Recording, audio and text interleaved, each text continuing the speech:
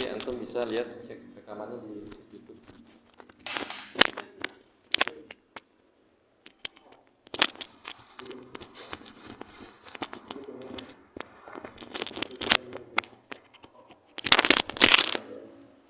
Jadi ikhwan, kita perhatikan, coba lihat, jangan ada yang nulis dulu.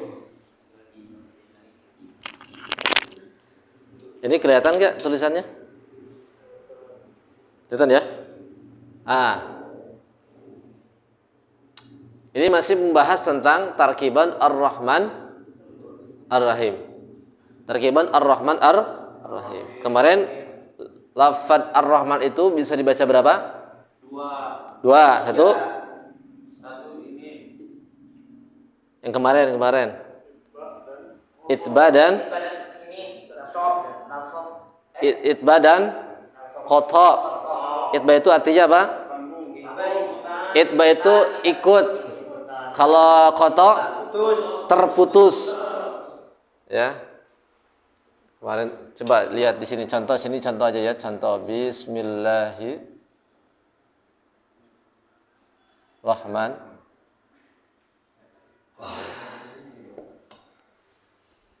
Bismillahi.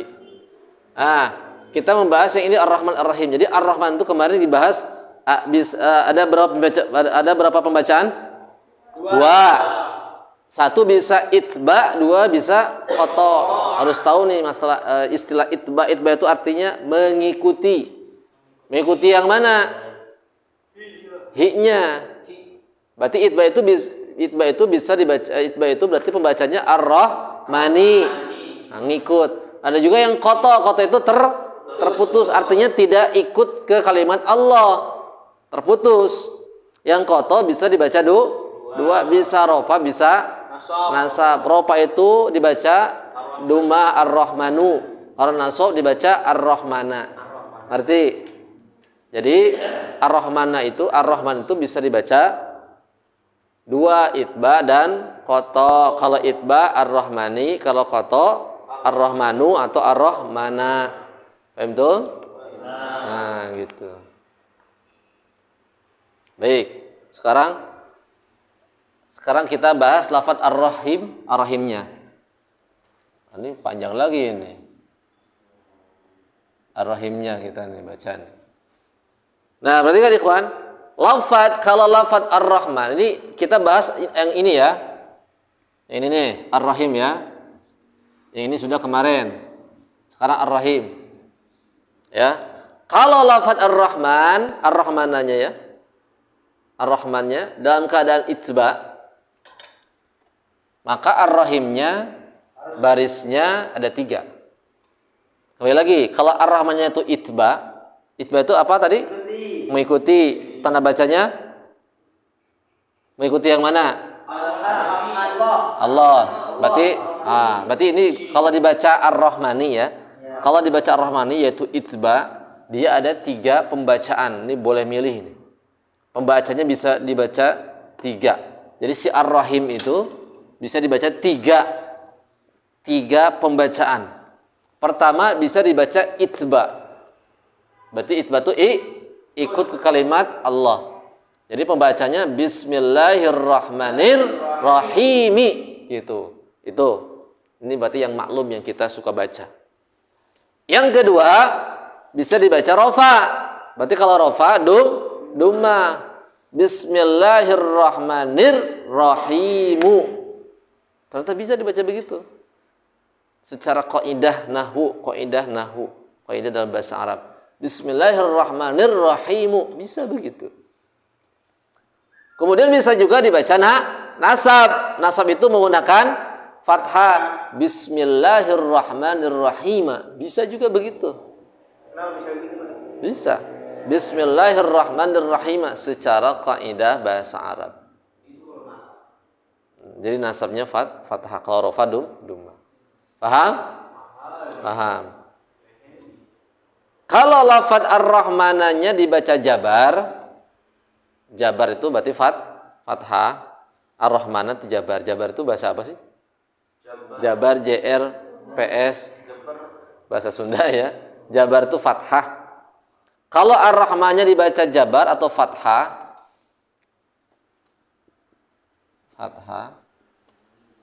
atau nasab sama saja.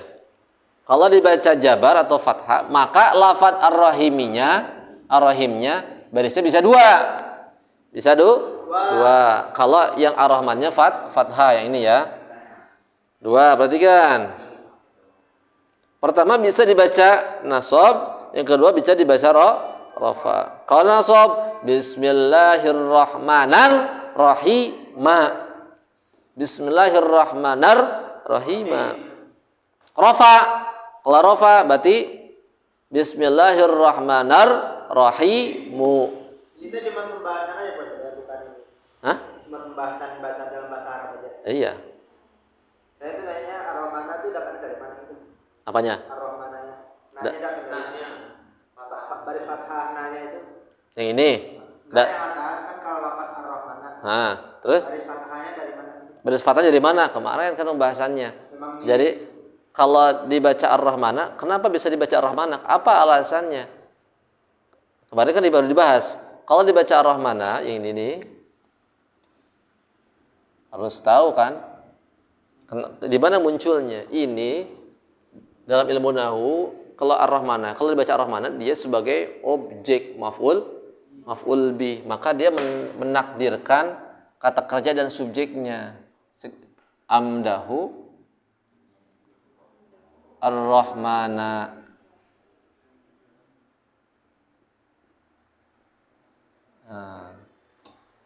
Saya amdahu itu ini kalimat fi'il fa'il. Fi'il itu apa? Fi'il itu kata kerja.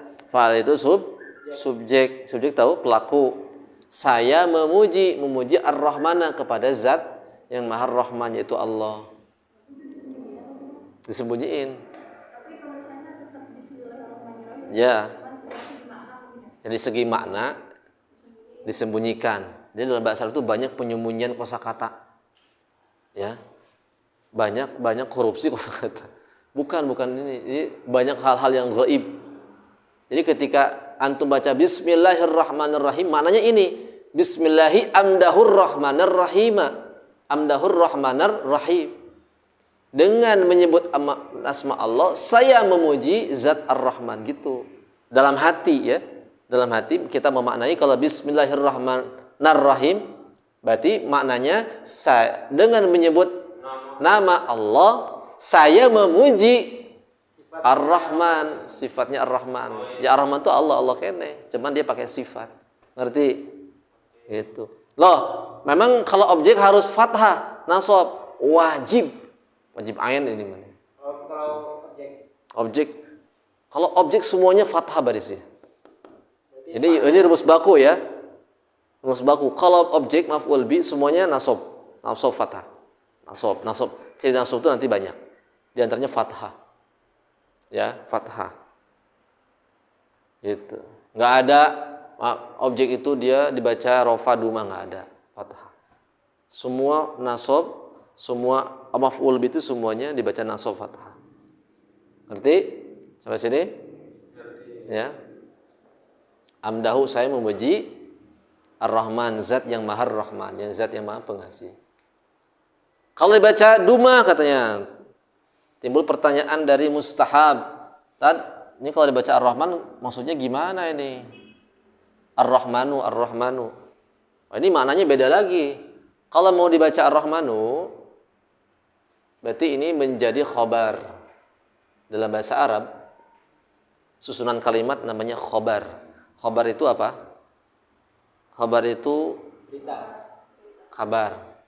Kalau ini apa? Ini kan khobar itu susun. Kalau ini maf'ul bih. Ar-Rahmana maf'ul bih.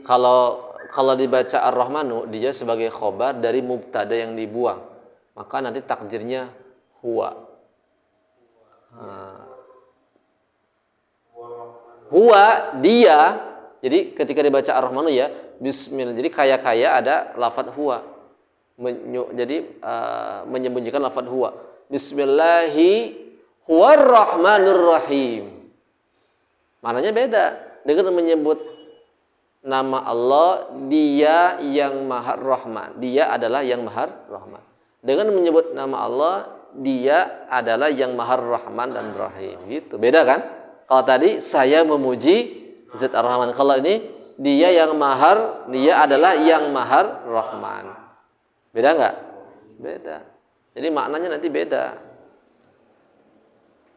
Kalau dibaca Rahim ya tadi yang seperti biasa kita terjemahkan. Kalau dibaca Rahimi, Ar-Rahmani. Kalau dibaca Ar-Rahmani, saya menyebut asma Allah yang Maha Rahman. Langsung.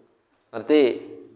Ya, jadi ternyata dari Ar-Rahmanu, Ar-Rahmani ini bisa menerjemahkan dengan berbagai macam makna. Ada tadi mengandung makna tersendiri. Jangan salah ya. Ini gayaan Bismillahirrahmanirrahim Ar-Rahmani memang maknanya beda. Dibaca Ar-Rahmanu maknanya ini. Dibaca Ar-Rahmana maknanya saya memuji. Dibaca Ar-Rahimi yang.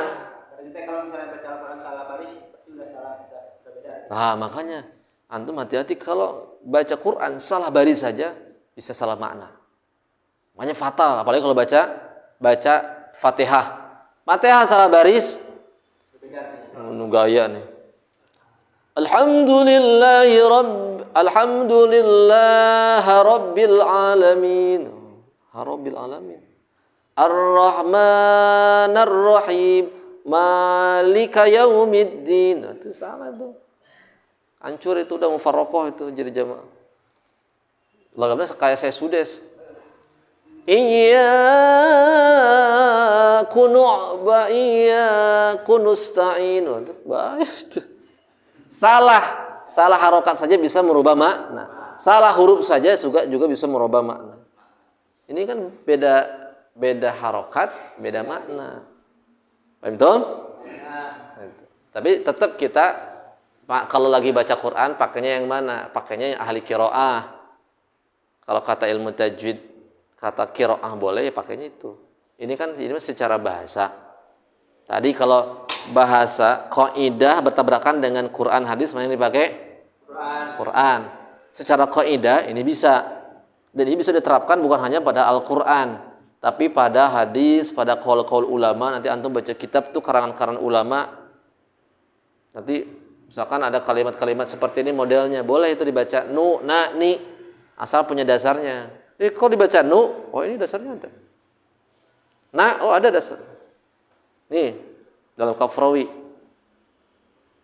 In yusobi ar-rahmanu au yurtafa wa fal jarra fil rahim. Itu ada.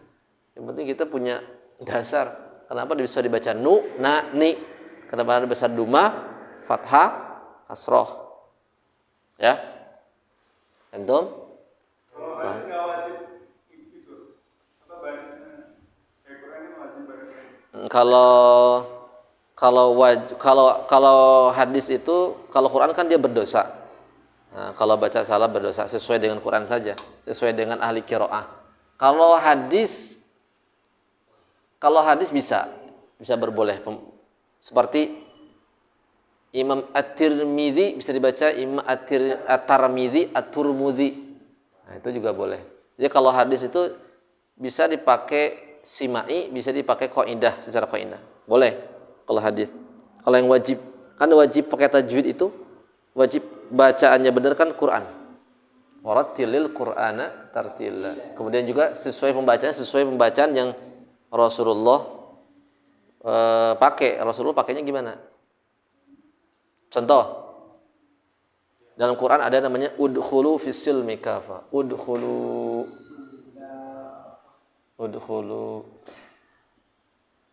Gitu kan?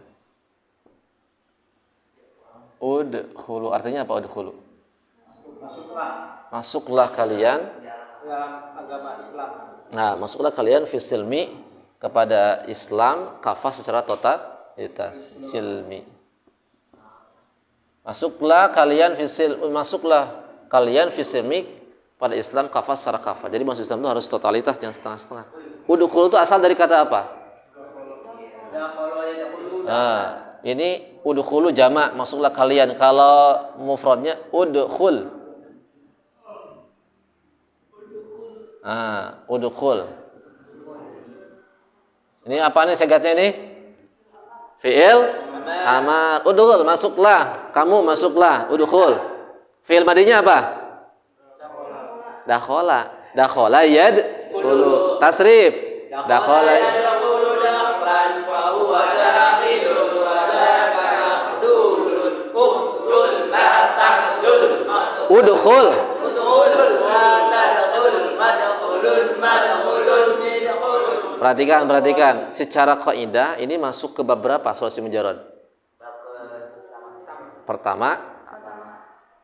Yakin? Fa'ala yaf'ulu. Ya. Salah, bab ketiga. Bab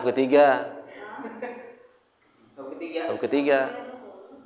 Fa'ala yaf'alu. Secara kaidah sorof itu masuk ke bab ketiga. Kenapa? Coba perhatikan bab ketiga. Kenapa bab ketiga harus ada syaratnya? Ya iyalah harus ada syaratnya. Apa syaratnya? Syaratnya ialah harus huruf halak. Apa sebut huruf halak? Huruf yang keluar dari tenggorokan. Sebutkan hurufnya. Hamzah, ha, ain, ha, ghain, kha. Karena ada kaidahnya hamzun, fahaun. Bukan dalnya yang jadi patokannya. Ya. Kha-nya. Kha ini masuk huruf halak bukan? Masuk. Mana kaidahnya? Hamzun, fahaun, thumma ainun, haun, mumalatan, thumma ghain, kha. Berarti khusus yang ketiga, maka syaratnya harus ada huruf halak. Ini huruf halak bukan? Kha. Berarti masuk bab ke? Secara kaidah sorof harusnya ini dakhala yadkhulu. Dakhala yadkhulu. Secara ilmu sorof harusnya dakhala yadkhulu. Dakhala yadkhulu. La. Berarti fi'il amarnya adkhal. If'al. Iftah. Idkhal. Masuk harusnya idkhal. Kok jadi udkhul? Oh enggak, ini syad. Syad itu apa? Pengecualian. Syad itu apa? Menyimpang dari kaidah yang seharusnya. Syad. Dia ternyata tidak turut pada aturan sorof dia. Dia menyimpang, dia mufaraqah dia. Ya. Dia tidak taat kepada aturan. Dia masuk ke yang pertama. Kenapa?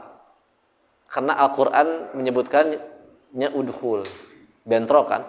Antara bahasa Quran dengan ilmu sorof. Mana yang dahulukan? Quran. Loh, kata orang Arab harusnya idkhulu fi silmi kafa. Enggak, kata Quran udhulu. Mana nih yang benar? Orang Arab atau Quran? Quran. Orang Arabnya ngobrolnya gimana? Orang Arab biasa. Dia tanya ke orang Arab biasa. Sesuai kaidah atau ikut Al-Quran? Kalau orang Arab biasanya apa? Jadi gini, bahasa Arab, ada 3 ya. Ada bahasa Arab grammar, ini grammar. Ada bahasa Arab pasaran, simai namanya. Pasaran itu bahasa daerah, tapi dia tidak ikut grammar. Ada bahasa Quran, itu ya bahasa Quran. Jadi ini udkhul ini adalah ini bahasa Quran.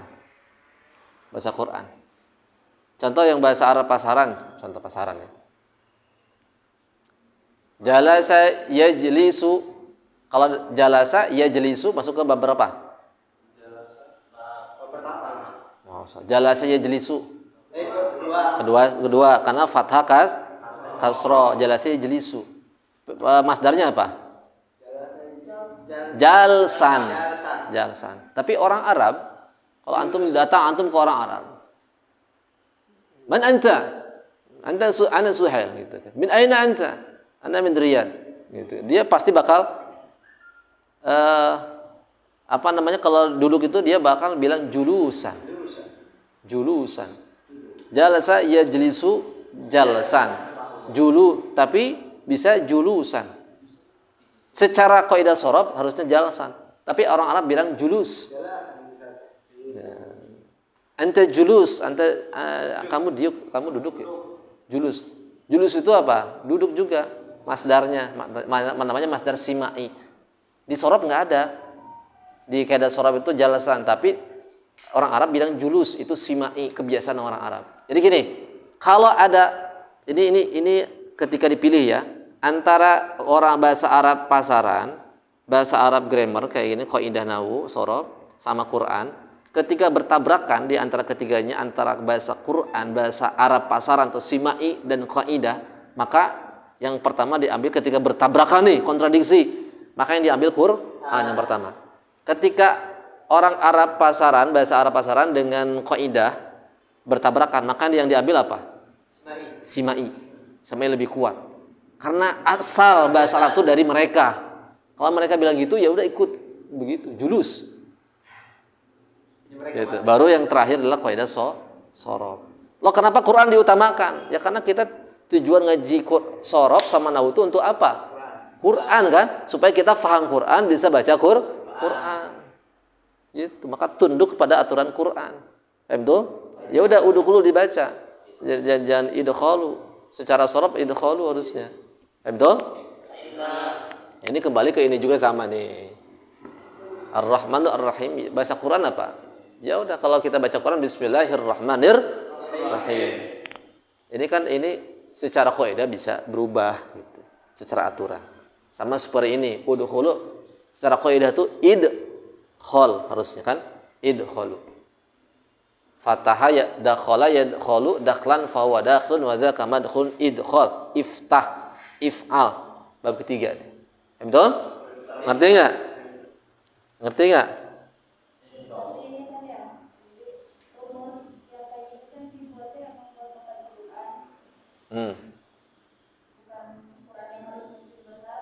Bukan. Tujuan ilmu nahwu dan sorof itu tujuannya untuk memahami Quran, membedah Quran. Maka sesuaikan dengan bahasa Quran. Quran itu dari Allah, Allah yang paling tahu. Ya. Betul? Lanjut, biar enggak terlalu kesiangan. Kalau lafaz Ar-Rahmanu, ini kalau Rahmanu ya dibaca rofa, maka lafaz Ar-Rahimnya bisa dua. Bismillahirrahmanirrahim. Kalau dibaca rofa, yang ini yang rofanya Bismillahirrahmanirrahim. Yang ketiga, ya udah selesai ya. Selesai. Tapi kalau lafaz Ar-Rahman dalam keadaan koto itu apa? Terputus tadi ya. Kalau Ar-Rahmannya terputus, berarti dibaca rofa atau nasob ya. Nu Ar-Rahmanu atau Rahmana. Maka lafaz Ar-Rahim tidak boleh, tidak bisa itba. Tidak bisa dibaca jer, kasroh, nggak bisa. Bismillahirrahmanirrahim nggak bisa. Bismillahirrahmanirrahim nggak bisa. Maka kesimpulannya, jadi pembahasan Bismillahirrahmanirrahim semuanya ada 9. Jadi ternyata cara membaca Bismillahirrahmanirrahim, Ar-Rahmanirrahimnya ada 9. Yang boleh 7, yang tidak boleh 2. Yang tadi yang tidak boleh ini apabila kotok. Apa dalilnya? Dalilnya dalam Kafrawi. Kafrawi itu Sarah Jurumiyah. In yunsabir rahmanu au yurtafa'a. Silakan. In yunsabir rahmanu au yurtafa'a. Fal jarra fir rahimi qat'an munni'a.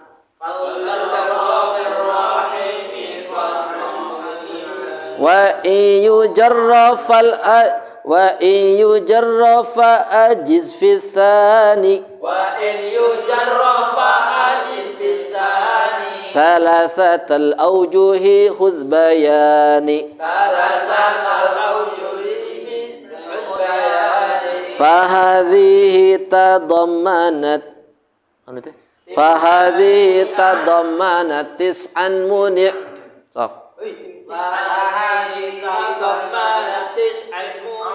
wajihani minha fahzi wajhani minha fadri wajhani minha fadri hadza wastami wajhani minha fadri hadza wastami. Baca semuanya bareng.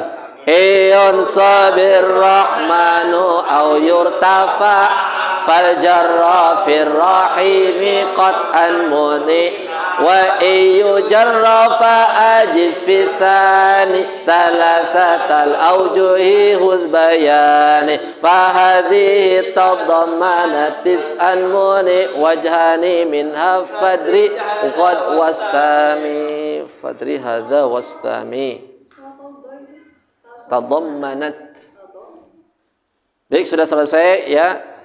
Ini pembahasan muqaddimah bismillah sudah selesai. Kita nanti pertemuan berikutnya masuk ke bab kalam, masuk ke jurumiyahnya kalam. Hari Senin ya kita ujian yaitu bab idofat sama bab tarkiban lafaz ar-Rahman ar-Rahim. Hafalkan. Nah, bab idofat sama tarkiban lafaz ar-Rahman ar-Rahim. Seperti biasa, nanti ujiannya PG sama esai. Yang baru gimana? Ya, yang baru ya sama. Yang baru ya. Nanti yang bab idofatnya lihat ke yang teman-teman yang lama. Baik, ya. Ada pertanyaan? Kita tuh baca istighfar dan doa kafaratul majlis. Astagfirullahaladzim subhanakallah bihamdika asyhadu an la ilaha illa anta astaghfiruka wa atubu ilaik. Khairul kalam. Assalamualaikum warahmatullahi wabarakatuh.